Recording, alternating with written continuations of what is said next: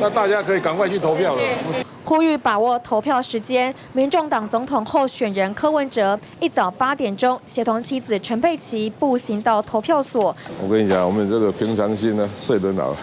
反正每天把每天该做的事情做完嘛，一样啊。然后每一个阶段再计划下一个阶段，就这样。有啊，其实这几天因为就是比较做一些耗体力的一个扫街的过程，所以当然是睡得很好。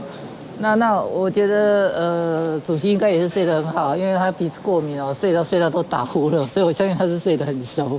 不止睡得好，夫妻俩也精心装扮。柯文哲穿西装搭配圆点的紫色领带，陈佩琪则是一身米白色洋装。今天天气不错，应该会好一些。下雨啊什么太冷就当然一定会有影响。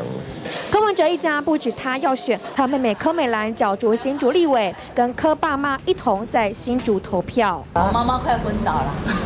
我就讲吼，我是不爱互伊选的，因为我一日就咧哄骂，就咧骂啊，逐日骂无照三顿啊骂。即摆你搁出来搁照三顿啊骂，哦，拜托，我会惊。柯妈妈担心的选战攻击，随着投票登场，也即将结束。TVBS 永珠光、林一杰、陈世明、陈玉文，新竹、台北报道。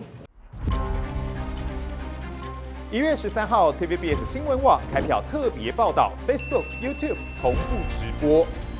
下午3点，一切准备就绪。下午4点，最及时准确的开票。下午6点，大局已定，带给您现场第一手观察。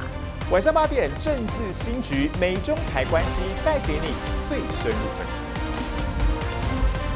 1月13，锁定 TVBS 新闻网。